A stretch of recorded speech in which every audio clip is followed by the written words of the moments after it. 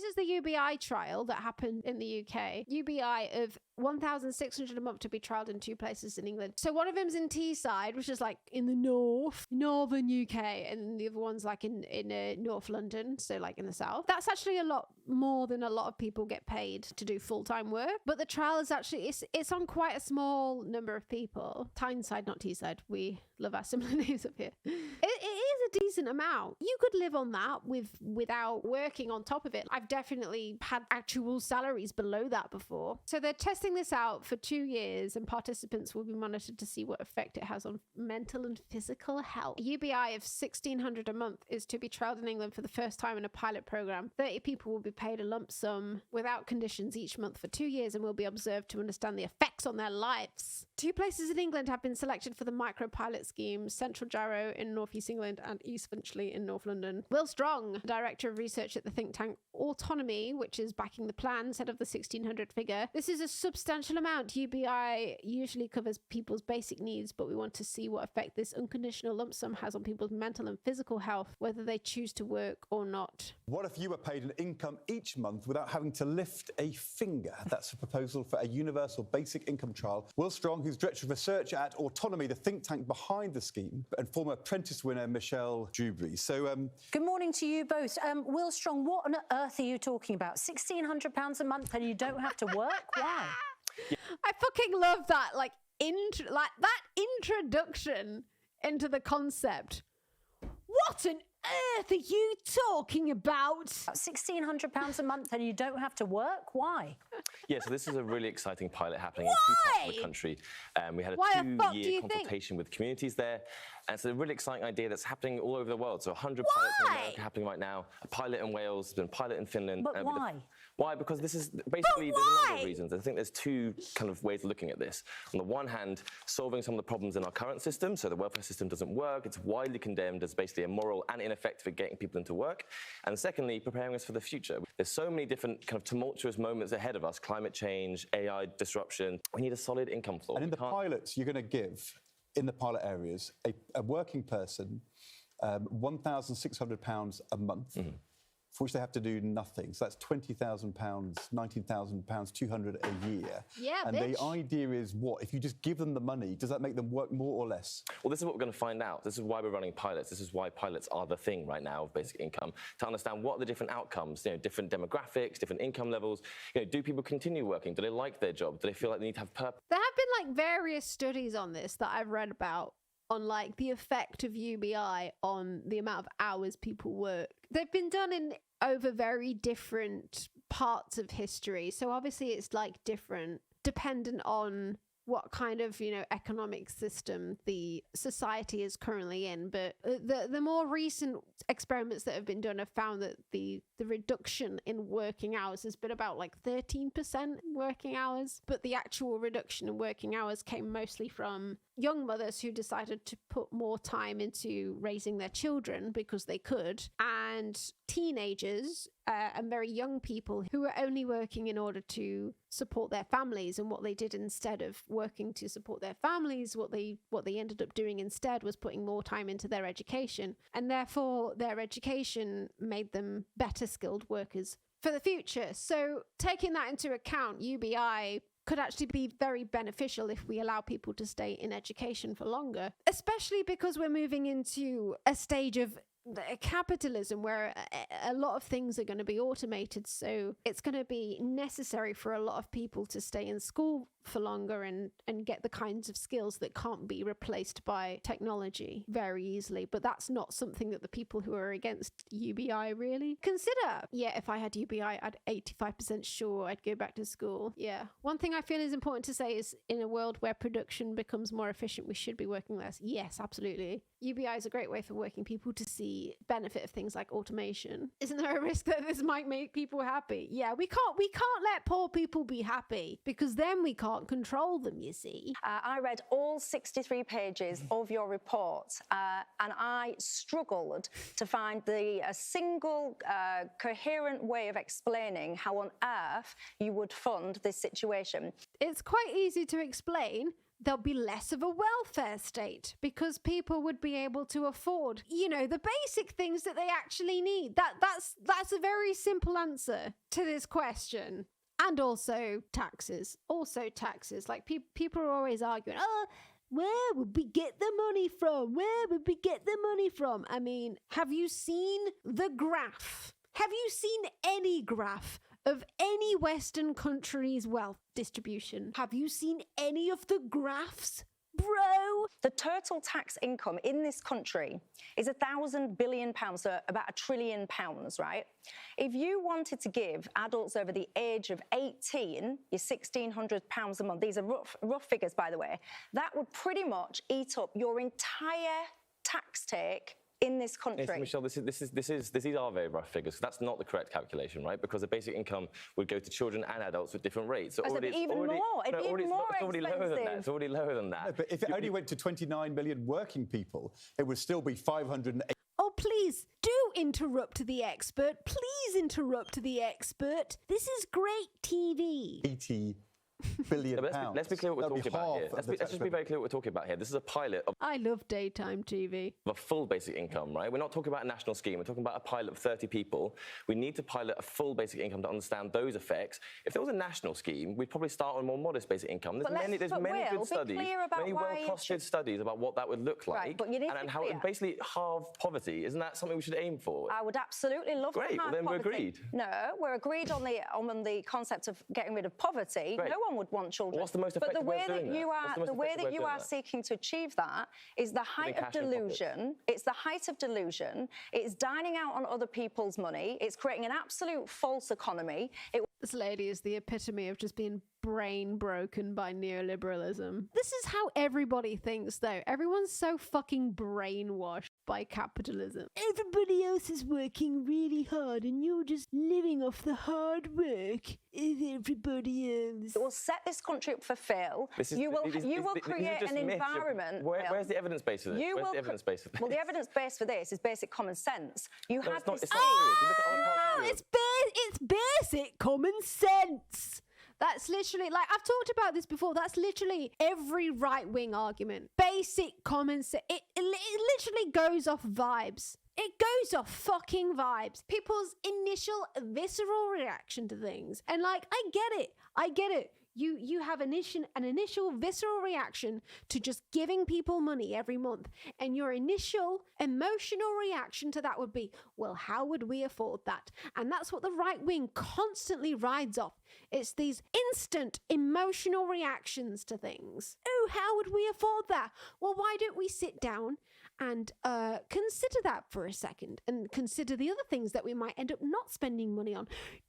No, we can't do that. I don't have time for that. No, how would we afford it? How are you proposing to fund universal basic income beyond your trial in this country?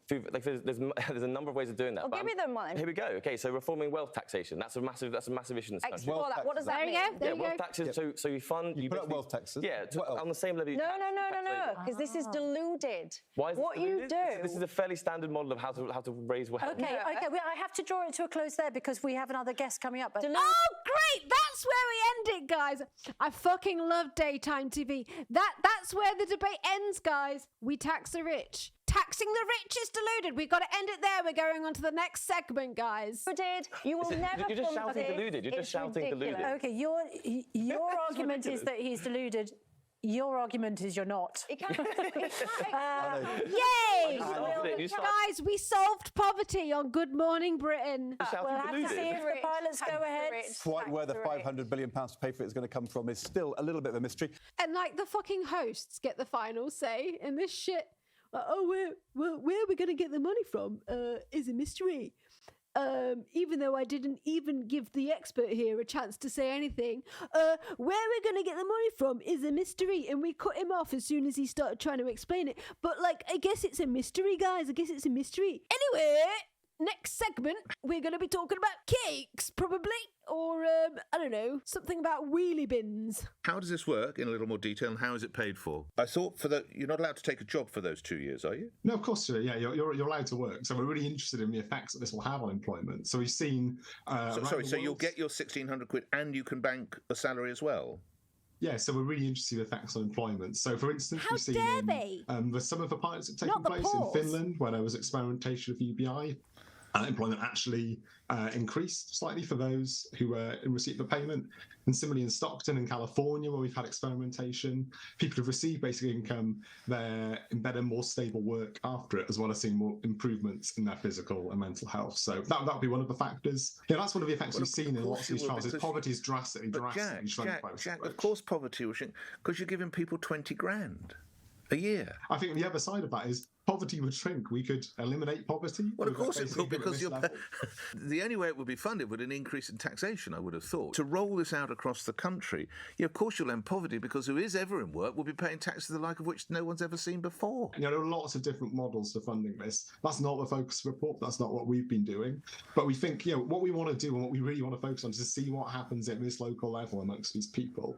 There's been really exciting experimentation around the world, the US, Finland. It's really important the UK takes part in these experiments, takes part in these trials, so we can see what the effects might be here. It's also important to point out that the other experiments that have taken place have all been generally pretty positive in the outcomes. There's this myth of like the poor are lazy, and if you just gave poor people money, then they just wouldn't work. That's what people think, but that's because people are sort of really brain broken by capitalism, and this whole your worth as a human is directly correlated with your labor output, and that's what capitalism has made us all think. That's why our sort of visceral first reaction to having a UBI is like, why should we give people money for free?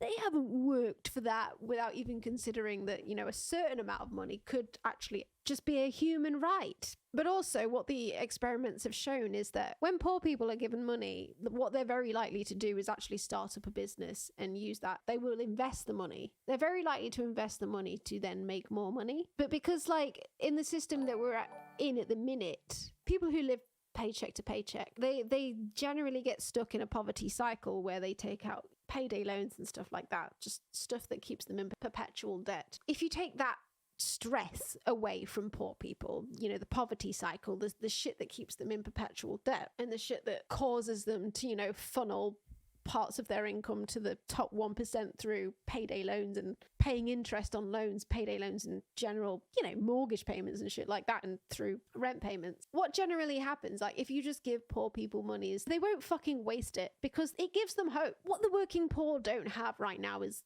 hope, because they know that they're stuck in a poverty cycle where they have no way of getting out of it, because they're living paycheck to paycheck, and they know they don't have any extra means to invest in starting a business or anything. So yeah, sometimes poor people do spend money on going out and getting drunk and smoking cigarettes. But you know why a lot of poor people do that? Is because they know that there's no realistic way of getting out of that poverty cycle. So what the working poor will do is just spend money on short-term treats. They try and enjoy their lives in the sort of small amounts that they possibly can. But if you take away that stress from them and you give them enough money to invest in their quality of life in the long term, what studies have generally found is that the working poor will actually invest money into securing themselves financially in the long term, and they will actually set up businesses and things. But what capitalism has done is it's basically given people this sort of mindset that if you give poor people money, then they will just spend it on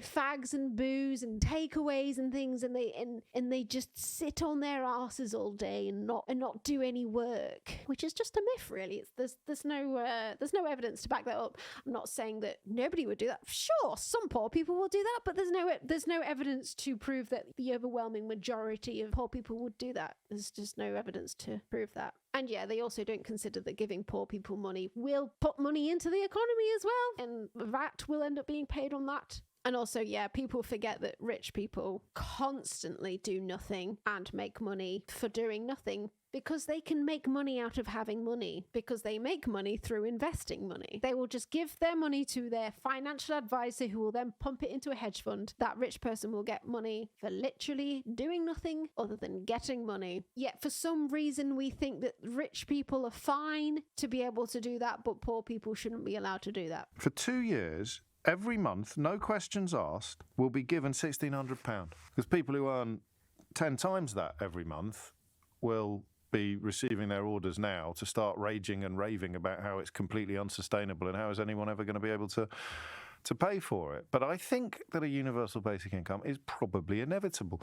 And the crucial word it's here probably is inevitable, universal. So everybody gets it. Not in this scheme, obviously, this is just 30 people, but what they're looking to measure is the difference that it has upon people's lives. As an employee, I find it as a bit of a problem because at the moment I'm able to employ people because if they don't work, then they starve. Well, now I have to say, of course, the bargaining position totally. Imagine being the type of employer who can only bring people into work because if they didn't come in, they starved. Like, surely there's an issue with your place of work if that's the only reason that they're coming in is if they didn't. They fucking starved. Do you not see the issue here?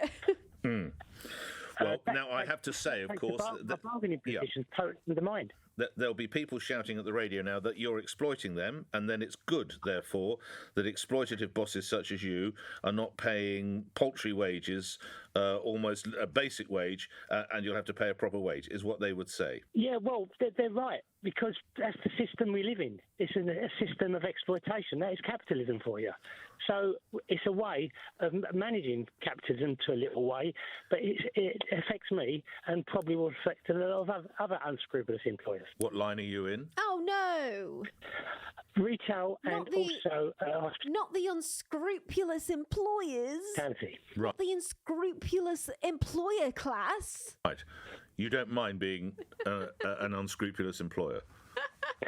Well, the circumstances, it's the system. I live in the system. I'd like to change the system, but until such times as we can change the system, that's what we've got. Do you want to see an extremely based GB News take?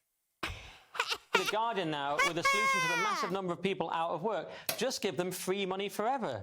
Yeah, which is this is in the Guardian. Free We'd like to give forever. out free money, not theirs, basically. But it's the universal basic income. Is that universal basic income of $1,600 a month to be trialed in 2 places in England? They tried it in Finland. Sorry, I wasn't sure if you were going to get to the end of the sentence. They tried it in Finland for 2 years. They gave them €560, and they found there was an increase in well-being. Who knew? Yeah. Because they gave them free money. Right. But also there was a slight increase, apparently, in employment, to where, for some reason, they don't not particularly sure of, taking that pressure away did lead people to take other jobs. So that could happen. But Paul, I'm a bit suspicious. It's basically socialism, isn't it? The money has to come from somewhere, which is taxpayers like you. Guys, like there was this study done where everything worked out really well, but it's socialism, isn't it? What do you think to that? Your nice garden, and it goes to these people because where else can it come from? And I'm not an economist, as you know, but I always struggle to understand why this doesn't just cause inflation. If you give everyone this amount of money, that's what causes inflation. When you spend money you don't have to give to people who don't deserve it. Oh, it causes inflation when you give money to people who don't deserve it. Nice. You sound like Leo Kirsten. Go on, Paul. Well, it is socialism, isn't it? It is. It's very much socialism. I mean, not the S word. Will people still want to get jobs and be active? Let's see anyway. I mean, that's the whole reason that these studies are being done, is because we want to find out whether people will still work or not. But literally every study that's been done in the past, it's actually had really beneficial consequences for every society that it's ever been tested in. There's a whole chapter of it in this book, but basically this book has an entire chapter in it. It actually has a couple of chapters in it that basically completely spell out the argument for universal basic income. And yeah, he's biased for UBI, very much so. But it's a good book for reading about that side of the argument. But there are other sides to the argument. Like Aaron Bastani, for example, doesn't really argue for UBI. This is another one of those subjects where there's been so many studies done on it, and some of them are like, yo, this is the best thing ever, and others are like, no, this made people really lazy.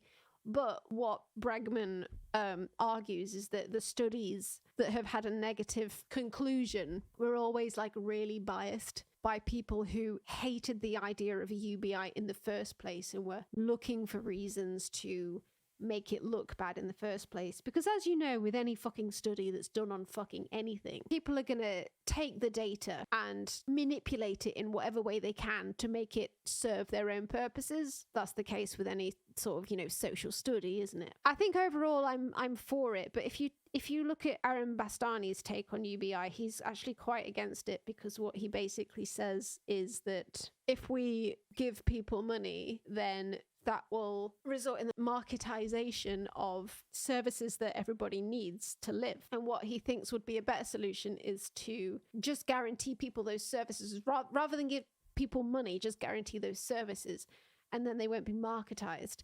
And they would be nationalized. And Aaron Bastani thinks it's much more important to ensure that those services are actually nationalized rather than have them privatized, yet give people money to spend on them. He talks about this in his TED talk, and honestly, like, I don't know.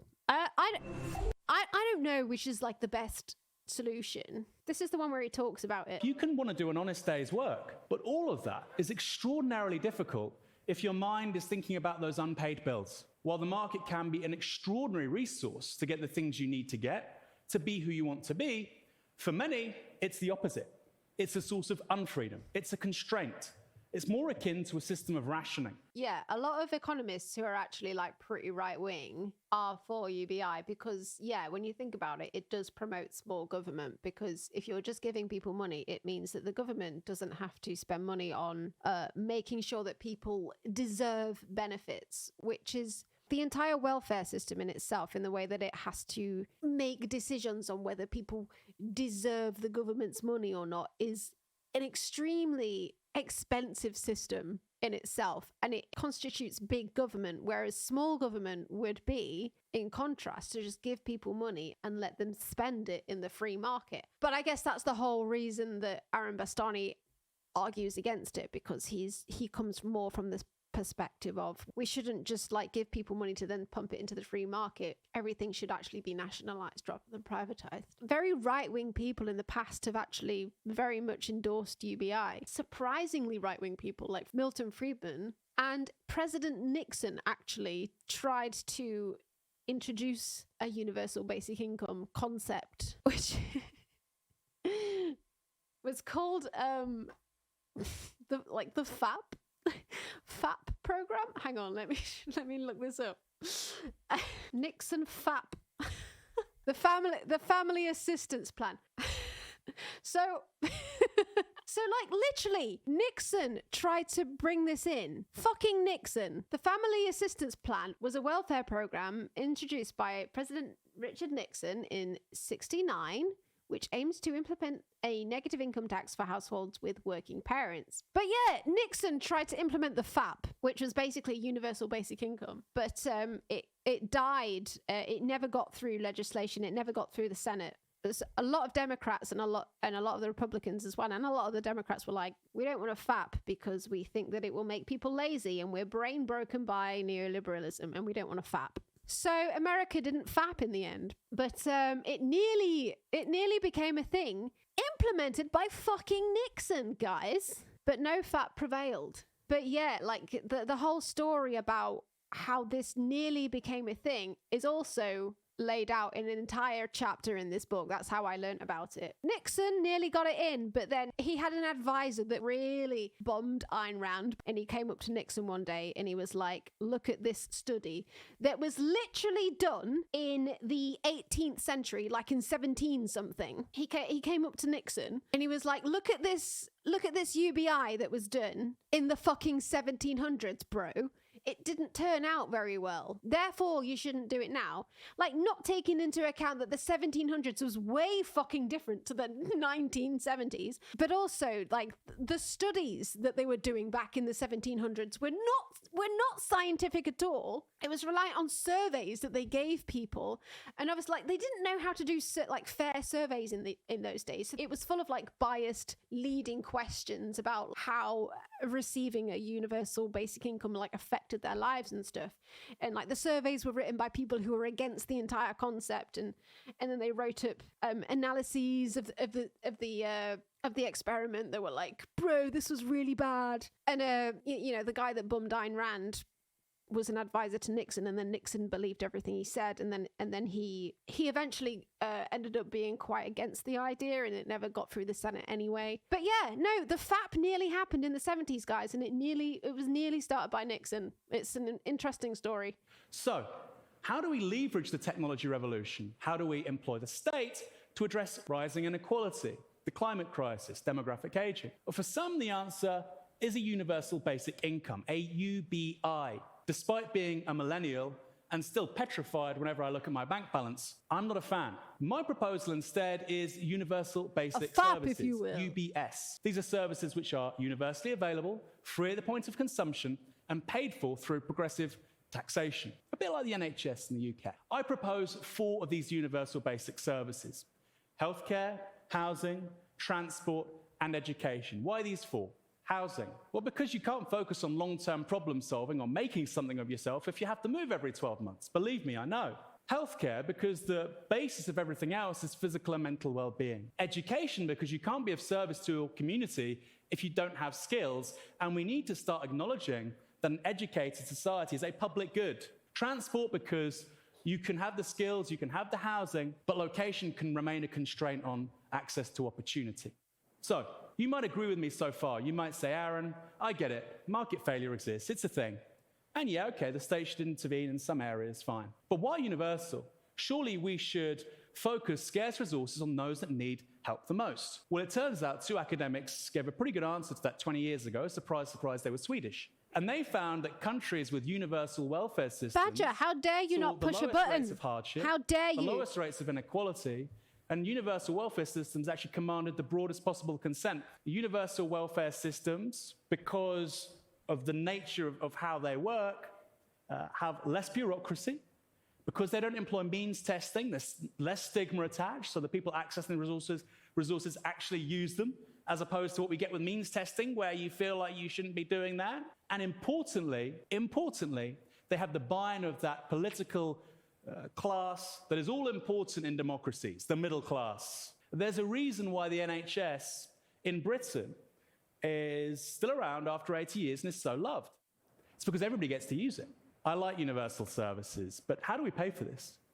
In a word, tax. In the United States in the 1950s, the top rate of tax was 90%. Tax. Today it's 37%. Tax the rich. In the UK, for much of Margaret Thatcher's premiership, the top rate of tax was 60%.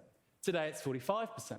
And then there's things like a financial transactions tax, or the outrage, in fact, that we tax work more than we tax wealth, which is astonishing.